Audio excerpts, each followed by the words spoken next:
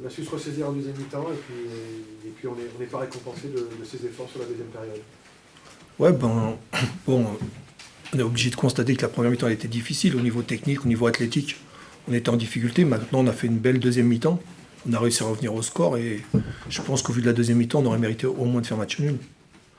Le but de butin, voilà, on se dit à ce moment-là, vous aviez vraiment pris le dessus, mais ça n'a pas suffi. Non, parce qu'après, il faut commettre la moindre erreur, tu peux la payer cash. Et on l'a vu sur la faute qui précède le coup franc, je pense qu'on peut l'éviter et après peut-être qu'on doit sortir avec plus de vitalité sur le tirant, sur le deuxième but de Saint-Etienne. Mais après, que reprocher aux joueurs avec la débauche d'énergie qu'ils ont eu en deuxième mi-temps, la solidarité, même le jeu vers l'avant, je pense que tout le monde a assisté à une belle deuxième mi-temps des deux équipes. C'était même presque un combat, on va dire, à un moment c'était... chaque équipe cherchait un peu le chaos.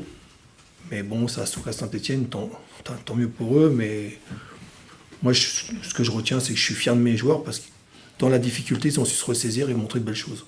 Alors une première mi-temps, vous l'avez dit, difficile, on a senti l'équipe étouffée, qui n'arrivait pas justement à jouer en bloc et à ressortir les ballons.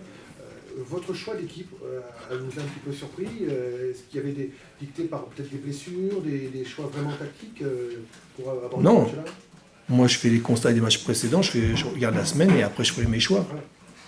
Sur les derniers matchs, il y avait des joueurs qui avaient répondu favorablement à mes attentes, donc j'estimais que je devais leur faire confiance. Eric, sur la feuille de match, il y avait Carlao. Sur la feuille de match, il y avait Carlao. Le monde de départ, c'était une erreur de frappe? Non, il s'est blessé à l'échauffement. D'accord. Je pense une élongation ischio. Mikari aussi qui s'est blessé hier. Là, hier, aussi, ouais. Ça a redistribué un peu les cartes aussi pour vous. Donc, finalement, il y a 2-3 semaines, on se disait, bon, il y a assez d'effectifs, hein, les blessés reviennent et ça repart. C'est toujours... Hein, ouais, mais je pense que c'est propre à tous les effectifs. Il y a des joueurs qui reviennent et il y en a, malheureusement, il y en a qui se blessent. Il faut faire face, mais ça, moi, je pense que c'est dans tous les effectifs, quoi. Pareil. Eric, vous dites que vous êtes fier de vos joueurs. Est-ce que vous auriez tenu le même discours à la mi-temps? Non, mais attention, on jouait contre... Je pense que Saint-Etienne, c'est l'une des meilleures équipes du championnat. Donc, en première mi-temps, en voulant jouer trop collectif, trop court, on s'est mis en danger parce qu'en commettant des erreurs techniques à ce moment-là, on se faisait contrer. Moi, donc, pour la deuxième mi-temps, j'ai demandé qu'on rectifie, qu'on joue un peu plus long, qu'on saute leur pressing du milieu de terrain pour les mettre en danger. Et là, les joueurs, ils ont su s'adapter. Et les gens nous ont dit qu'ils s'étaient fait un peu bouger à la mi-temps. Il fallait durcir dans les duels, il fallait être plus vigoureux. Il fallait les pousser à la faute pour espérer y revenir et obtenir un résultat positif. Est-ce que les petits changements, les positionnements notamment du jeune Diaz et tout ça ont pu contribuer à cette première mi-temps où on a le sentiment qu'ils se cherchent un petit peu par moment? Non. Moi, je pense. Collectif, non? Oui.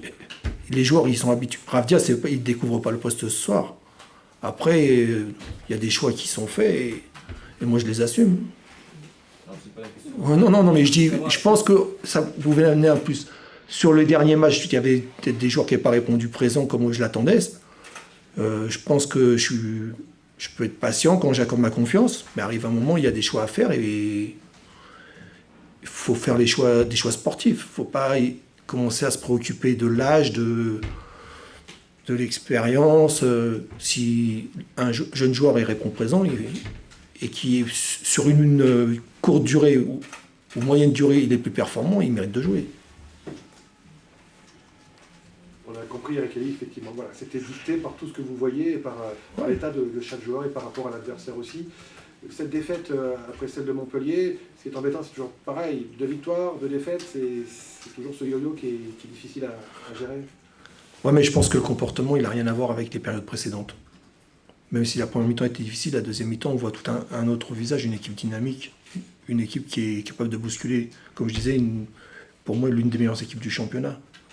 Et si on reprend par exemple le match de Coupe de la Ligue qu'on avait joué contre Saint-Etienne, on n'avait rien montré, alors qu'en deuxième mi-temps, on a montré des choses intéressantes et des choses prometteuses. Edouard Butin qui marque aussi, c'est bien pour lui. Et voilà, il est dans tout très vite finalement. C'est bien pour lui, c'est bien pour le groupe, c'est bien pour l'équipe, parce qu'on sait que tout ce qu'il peut apporter par sa vitesse, par sa percussion, et puis aussi par sa fraîcheur.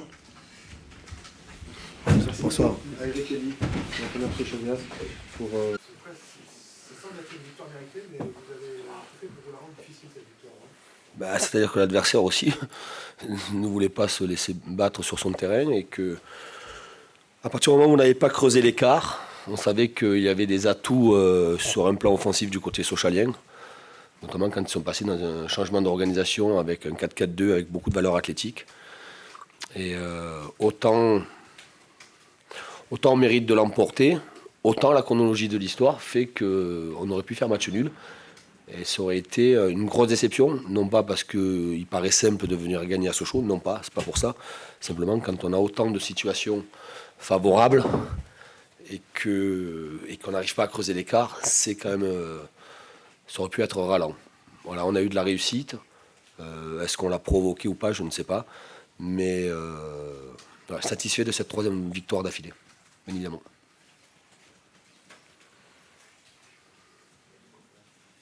Vous êtes beaucoup d'équipes à chasser la 4e place. C'était vraiment important pour ça aussi de venir gagner ce soir. Là, vous êtes depuis janvier reparti vers cet objectif. Oui, on a eu un bon mois de janvier. Le mot d'ordre était de faire aussi, en ce début de mois de février, de faire comme au mois de janvier, avec cette envie de gagner, que ce soit à domicile ou à l'extérieur, d'exercer une certaine pression sur un adversaire, maintenir une certaine qualité de jeu.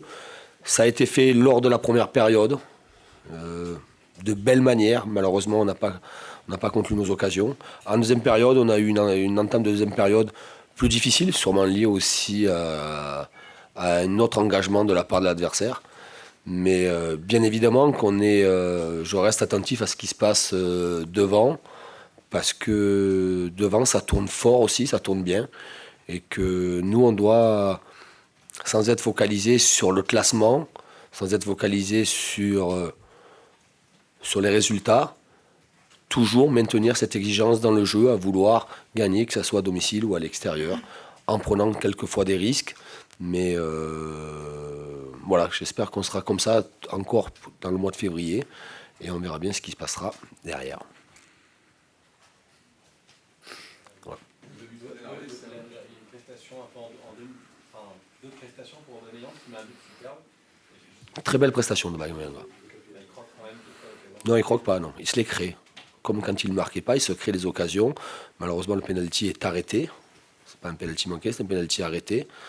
Et la dernière sur le face-à-face, il est très altruiste à vouloir donner le ballon à Renaud, mais avec la course qu'il vient de faire et les efforts qu'il a fait dans ce match-là, il manque de justesse technique, liée sûrement à de la fatigue. Mais voilà.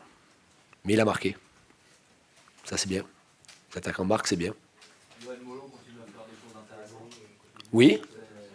Oui, il fait des choses intéressantes. Après, mon banc me permet de faire évoluer mon trio offensif. Mais il doit encore s'améliorer sur certains points. Et il va s'améliorer. On a commencé cette semaine du travail en vidéo. On va continuer encore parce que tout est allé très vite pour lui au mois de janvier. On a enchaîné match sur match. Et là, quand on a la possibilité d'avoir des semaines classiques de travail, il faut prendre le temps de se poser, et faire comprendre certains positionnements qu'il doit avoir pour être à la fois plus performant sur un plan offensif, mais aussi en étant moins vite battu dans le repli défensif. Mais je sais qu'il va progresser et qu'il va le continuer. Un mot sur le but de Fabien Lemoine, parce qu'ils sont rares, ces buts-là. Oui.